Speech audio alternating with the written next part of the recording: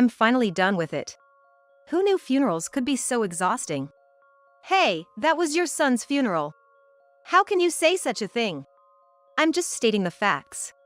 We're not alone here, you know. I guess that includes me too. After all, it's partly that woman's fault our boy is gone. My mother-in-law never liked me since I got married. But to blame me for my husband's death. Shouldn't we be mourning and reflecting on his life? Yet, the complaints against me just keep coming. My father-in-law tries to calm things down, but it doesn't reach her. If he hadn't married you, he wouldn't have taken his own life. He would have been holding his grandchild by now. I clenched my fists as hard as I could. Frustration and anger welled up inside me. My mother-in-law looked down on me until we left the funeral home. When I got home, I slept like a log. As if to forget everything. And then the next morning. Can you get the newspaper quickly? Yes. Hurry up, will you? If only this were a dream. I went to check the mailbox as told. Tucked in the newspaper was a brown envelope. An envelope? Who's it from? I took it out, but there was no name. Just a single sentence. Make sure Mom doesn't find out. With those words, I knew who it was for and who it was from. I hid the envelope in my pocket and went back inside. What took you so long? You're no help at all. I tore off the newspaper I was holding. I sneaked back to the bedroom to open the envelope. Inside, there was indeed a shocking revelation written in familiar handwriting. After reading it through, I felt a surge of anger and fear, almost causing me to lash out.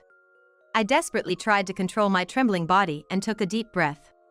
You'll see what I'm gonna do. I immediately sprang into action. My name is Tala, just an ordinary stay-at-home wife. My husband John and I were classmates in college and hit it off right away. From the time we met, John always had high aspirations and a strong desire to move out of his parents' house. Don't you think you're rushing things? No, I don't want to rely on my parents anymore. But we're still students. That's the point. We have so much time now, I want to do everything I can. I, on the other hand, was all too happy to enjoy college life to the fullest. Being in the same department made our relationship seem natural. By our junior year, John was ready to set his plan in motion. It's going to get busy from here. Will you help me? Of course. What do I need to do? Thanks. First, John's plan was to start a company while still in school. The reason he gave was the same as before, but there was another. It was already decided that he would join his father-in-law's company after graduation. He wanted to carve out his own future. A month later, we successfully launched the company. It's just the beginning, but we've finally taken the first step. Thank you. What are you talking about? It's too early for thanks. The real challenge is just beginning. Indeed. Counting on you moving forward. Leave it to me. It was a venture that John, I, and a few others put together. A company created to operate a media platform providing various information. From games and comics to useful life hacks, we expanded into various media, but the one John really focused on was a website providing information about adoption. By the way, I've always wanted to ask, why did you start an adoption site? A friend of mine from high school was adopted. The more I heard his stories, the more interested I got. It's always about the adopting side, but adopted kids have their own thoughts, right? Now that you mention it, that makes sense. So I wanted to help out. John would end up running that site almost by himself. Meanwhile, the company thrived, praised for its vast amount of information, accuracy, and above all, the humor John cherished, even getting a small mention in magazines. But one day, just before graduation. You seem a bit down today, don't you? Yeah. I told my parents about the company yesterday, and they blew up at me. Why? They probably wanted me to get a proper job.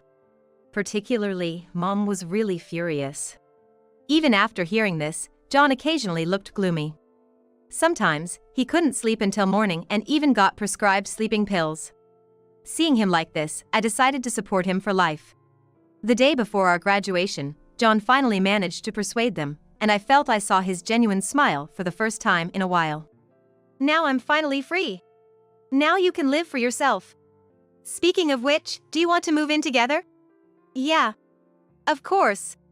Our life together, both work and private, began to flourish. This went on for about 4 years until my birthday. Happy birthday! Thank you. It never gets old being celebrated like this. Hearing you say that makes me happy too.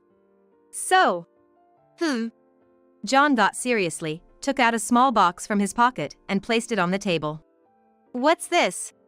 I want you to marry me. When John opened the box, a sparkling little ring was inside. Of course, my heart had been set on this for a long time.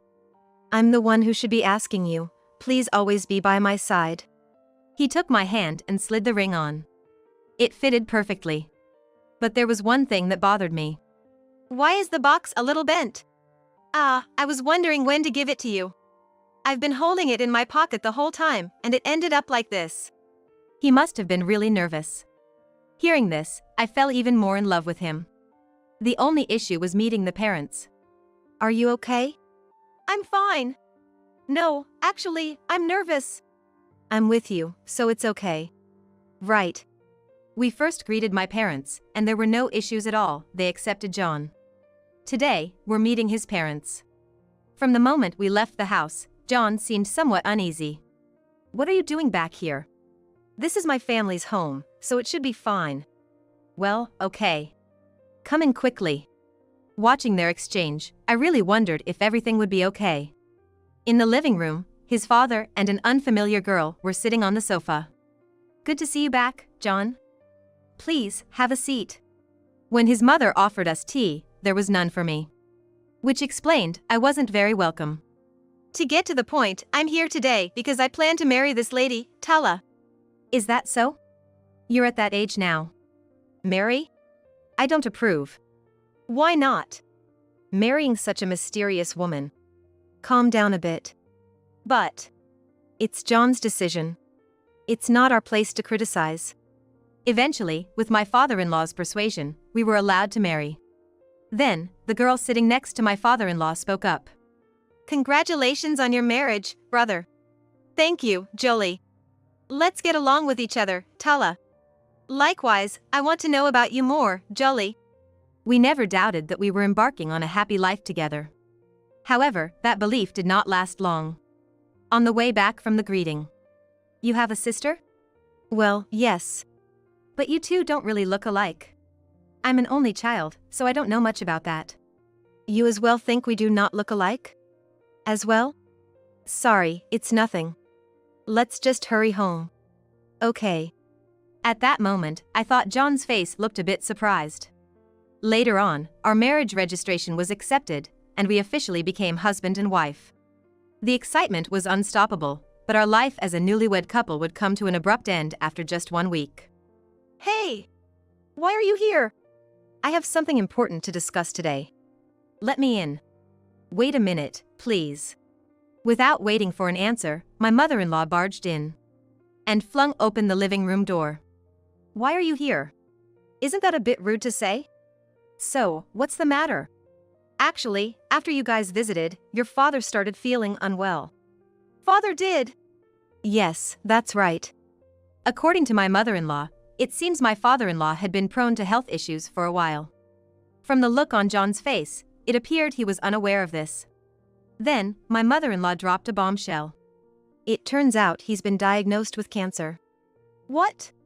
He wants to recuperate at home, but there's only me and Jolie here, right? So, you're saying we should move in? Yes, exactly. I felt a chill down my spine seeing my mother-in-law's smirk. It was clear John was really struggling with the decision. I knew from our college days that he had a strong desire to leave his family home. But, given his father's condition, his hesitation was understandable. As John was struggling to respond. What do you think? Me? I hadn't expected to be put on the spot like that. Obviously, I wasn't prepared. Well, I think. You're not planning to abandon him, are you? That's not what I'm thinking at all. Then what? Normally, you'd answer immediately, wouldn't you?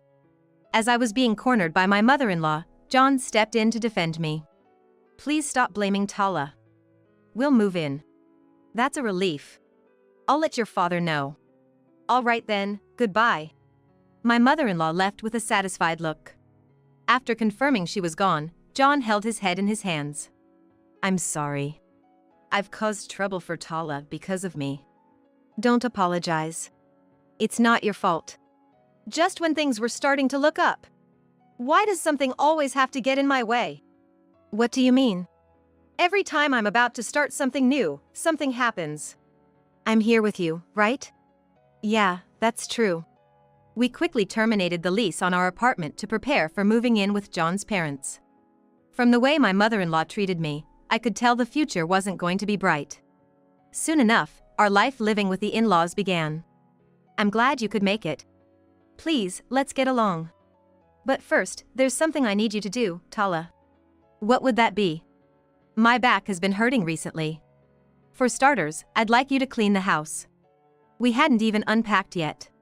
Come on, don't dilly-dally, get started. From then on, I just did as I was told. John helped me, but my mother-in-law didn't seem to care at all. A week into our new living arrangement, I noticed something. This family revolved around the sister-in-law, Jolie. Even though John was part of the family, there were times he felt like an outsider. However, it seemed both the father-in-law and Jolie were somewhat weary of my mother-in-law's antics. Have you started to understand how this family works? Yeah, I'm getting the hang of it. That's why I didn't want to come back here. By the way, what does Jolie think? I don't know. We've lived as siblings, but honestly, I can't tell what she's thinking. Is that so?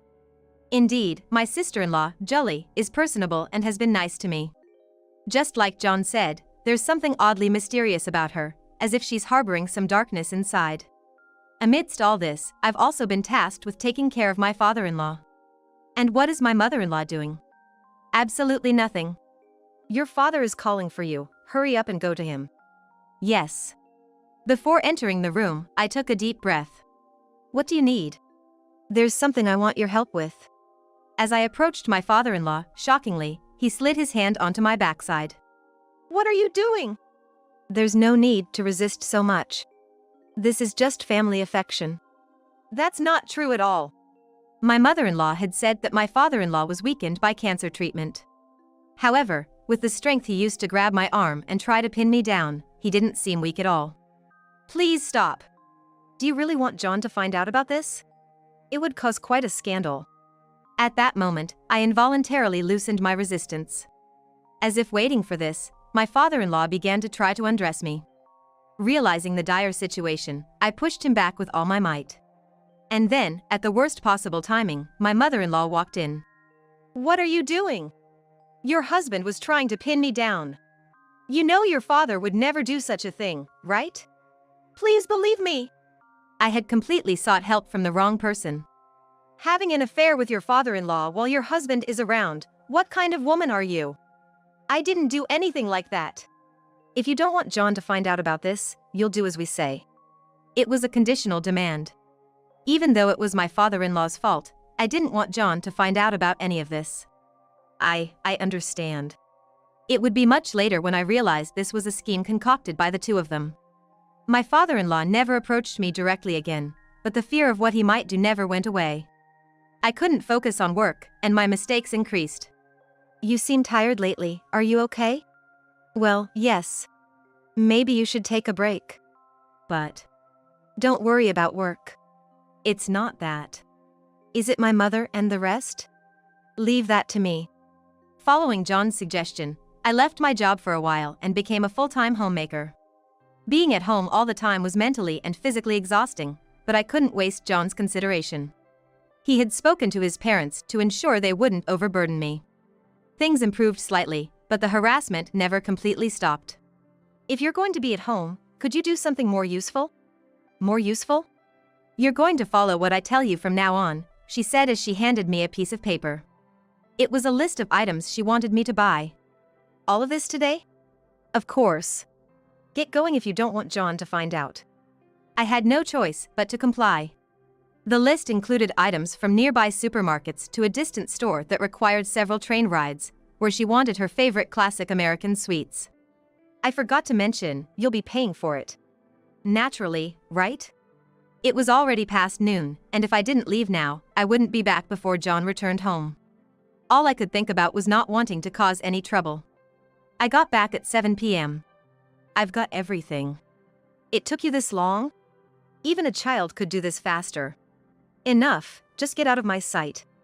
I went back to my room and lay down on the bed. I was wondering what on earth I was doing. As I stared at the ceiling for a while, someone knocked on the door. Instinctively, I sat up and responded. The door slowly opened, and there stood my sister-in-law, Julie. Julie? What's up? I'm sorry. Huh? I should have been more cautious. What are you talking about? About Dad and Mom. My heart almost stopped. You don't have to hide it. You knew?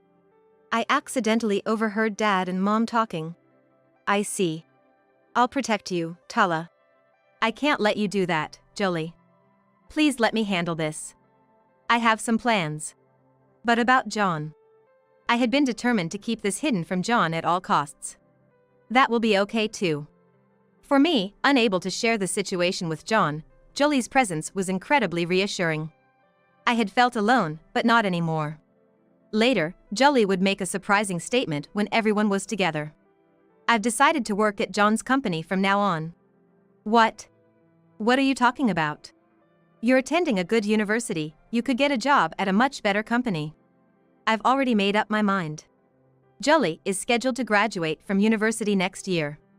Despite being capable enough to land a job at a much more prestigious place, as our mother-in-law suggested. Why of all places, does she want to work at John's company? It would be better if it was at least her father's company. Mom, that's enough. Jolie wants to do this. But. Then, my father-in-law whispered something to my mother-in-law. Well, that might be a good idea. She suddenly changed her opinion. This made me wonder what exactly my father-in-law had said. And John. Take care of Jolie, will you? Yeah.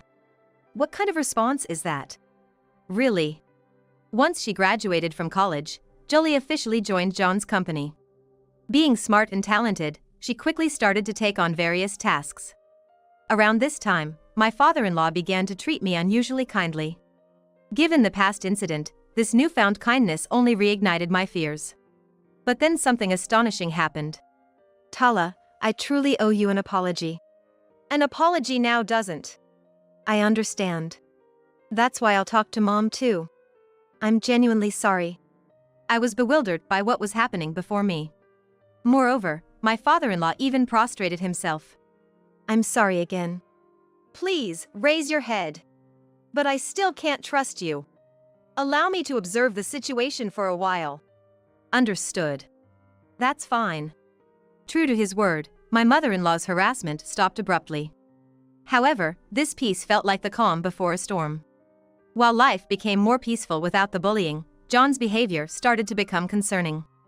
Aren't you working too much lately? It's a crucial time right now. That may be true, but this is not good. I have to do this now. So why? But John didn't stop. Jolie and I discussed this bizarre situation. What does John want to do? I get it's about work, but... I'm sorry. I don't know either. But at this rate... Yes. That's why we need to do something about it.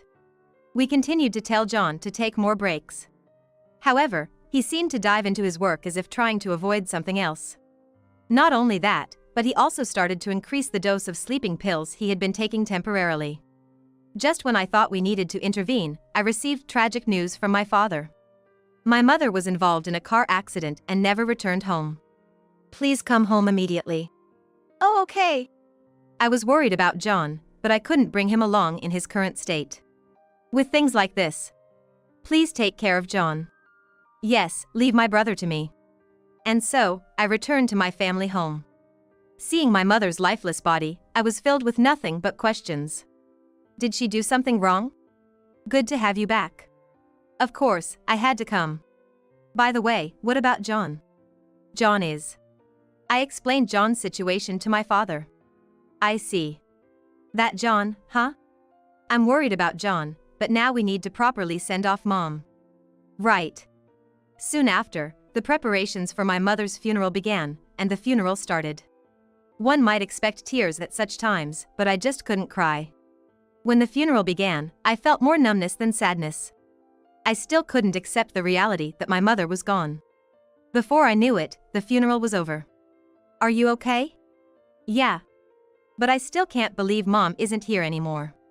I know, it feels lacking without our noisy mom around. That's because you were always up to something and getting scolded, Dad. Was I? Yes, you were. That night, Dad and I stayed up late, reminiscing about Mom. I must have fallen asleep on the sofa because the morning sun was already shining in. Did you sleep well? Yes. Tala, you should go back now. Huh? John must be waiting for you. Go back to him. Is that okay? I'm sure Mom would have said the same. Then, I'll do that. As I was getting up from the sofa to prepare to leave, my phone rang. It was a call from my sister-in-law, Jolie. Hello? Jolie, what's happened? It's my brother. What's happened to John? He wouldn't wake up, so I went to his room. Immediately, I left my family home and headed to the hospital. Tala! Upon spotting me, Jolie ran over. Jolie! I called out as my sister-in-law was shedding large tears. Where's John? When Jolie pointed, I saw John's parents standing there. I sat Jolie down on a nearby sofa and slowly approached. As I gently opened the door, someone covered with a white sheet lay there. Inside the room, 2 police officers were waiting. Are you his wife? Yes. What happened to John? We're considering the possibility of suicide. Suicide? That's ridiculous. My hands trembling, I removed the white sheet. There lay John, appearing as if he were sleeping. Suddenly, reality struck me, and I collapsed to the floor like a puppet with its strings cut. Jolie came over, helped me up, and took me out of the room. Why would John? I don't understand it either, she said.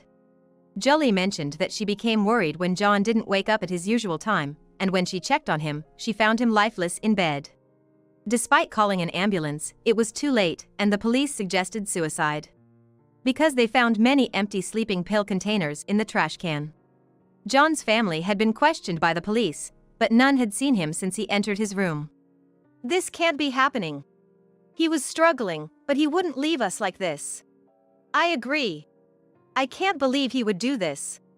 The autopsy later confirmed suicide by an overdose of sleeping pills. The pills were prescribed to him, and he had been visiting the hospital. Now, after losing my mother, I had to attend my husband's funeral. Same case as my mother's, I couldn't shed a tear. But this time for a different reason. I desperately wanted to know why this had happened. After the funeral, I was resting in the break room when it's finally over. Who knew funerals could be so exhausting? It's your son's funeral. How can you say such a thing? I'm just stating the facts. We're not alone here, you know. I guess that includes me too. First and foremost, his death is partly this woman's fault. Why am I to blame? I thought she had become more subdued recently, but fundamentally, nothing has changed. Shouldn't we be mourning John's death and reflecting on his life? Yet, the complaints against me never stop. My father-in-law tries to calm things down, but it doesn't reach her. If you hadn't married him, he wouldn't have taken his own life. He would have been holding his grandchild by now. Jolie, just back from the restroom, joins in. That's ridiculous. Do you have complaints against me too, Jolie? Complaints? Of course I do. Do you have any idea how much you two have neglected my brother? How can you say that, Jolie? It's not Tala's fault. It's your fault that my brother is dead, she said before storming out. What are you doing? Go after Jolie now. Useless even at a time like this. I clenched my fists as hard as I could. Frustration and anger welled up inside me. Throughout the funeral, my mother-in-law maintained her disdainful attitude towards me. Ignoring her, I followed Jolie and found her sitting on a bench in a nearby park. I found you, Jolie. Let's go home and try to figure out what happened to John. Yes. Once home, I fell asleep immediately. As if to forget everything. And then the next morning. Could you get the newspaper quickly? Despite the funeral just ending, there's no sign of mourning. It truly felt like just another morning. Yes. Hurry up, please. I could have refused, but my body moved out of habit. If only this were a dream. As instructed, I went to check the mailbox. Tucked in the newspaper was a brown envelope. An envelope? Who could it be from? I took it out to check the sender, but there was no name. Just one sentence was there.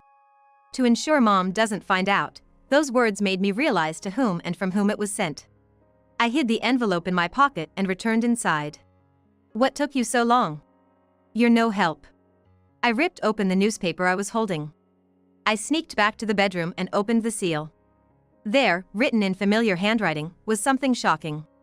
When I finished reading, anger and fear nearly drove me to a rampage.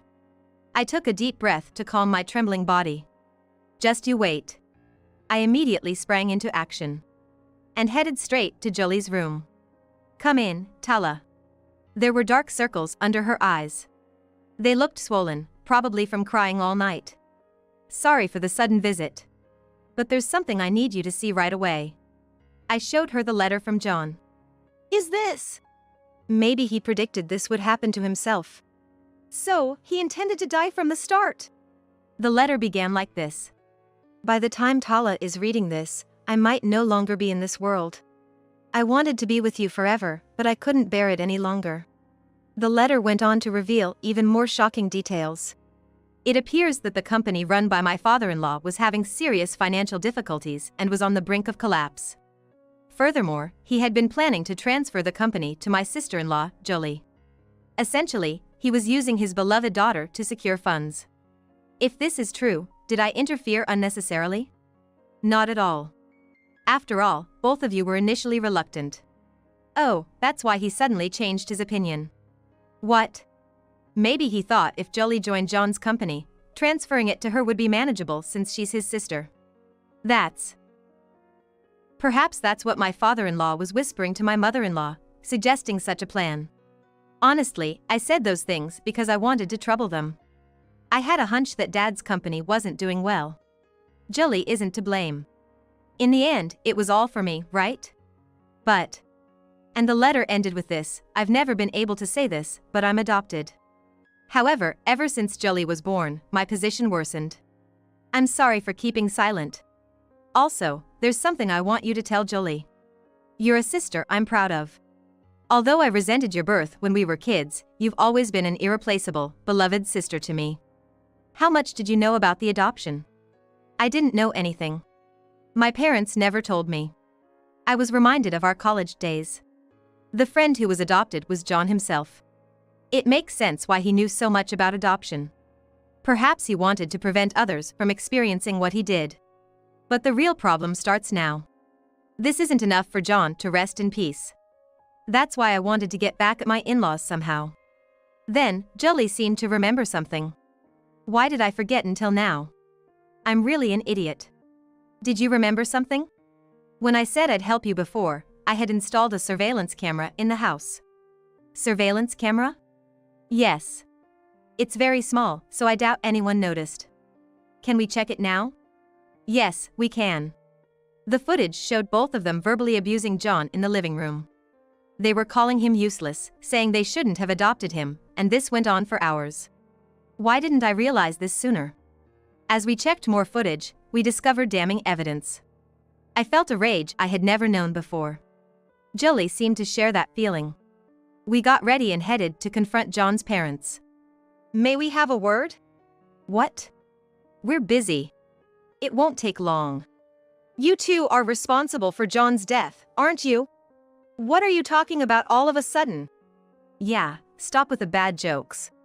You can't run from this. But there's no proof we did anything. Even the police said it was a suicide. Exactly. Even if Jolie is my daughter, that's inexcusable. Which one of you has the nerve to say that? Look at this. Jolie had prepared a laptop. The screen displayed footage from the day John died. You didn't notice, did you? John and I had cameras installed all over the house. What? I immediately checked the camera footage as mentioned in the letter. The video clearly showed them forcing John to take pills. Other footage showed them adding what appeared to be sleeping pills to his drink, rendering him dazed before their actions. How did you? We had cameras installed. Wait a minute. Darling? My father-in-law tried to stand up, but I stopped him. I'm sorry, but trying to escape is futile now. What? Then, the sound of approaching police cars could be heard. Please give up now. With that, my in-laws were taken away by the police. Of course, this wasn't the end of everything. But I felt a slight relief in my heart. Following that, my in-laws were charged with murder, using the camera footage as evidence. The thought of what could have happened if Julie hadn't set up the camera was chilling. Are you okay, Julie? I'm fine. But your biological parents? Those people aren't my parents or anything. They are just criminals. As a result, the company my father-in-law managed went bankrupt. Well, it was already on the brink of collapse, so it was just a matter of time. Then the two received a guilty verdict, now confined behind bars. I decided to visit them, wondering how they were holding up. Furthermore, it turned out that my father-in-law's cancer was a lie. It was just an excuse to live with us. He couldn't meet me because he was unwell, but I could meet my mother-in-law. You seem quite well. What are you doing here?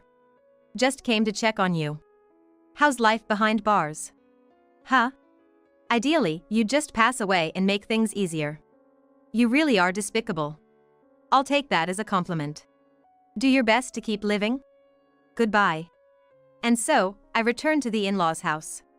Julie and I started preparing to move out. But to think John was adopted. Regardless, he was an important brother to me. Right. That doesn't change anything. We moved to a new place and began living together. Later, I took over as the president of the company John left behind. From now on, Julie and I will carry on John's unfulfilled wishes, living with them in our hearts. I hope to meet him with a smile someday.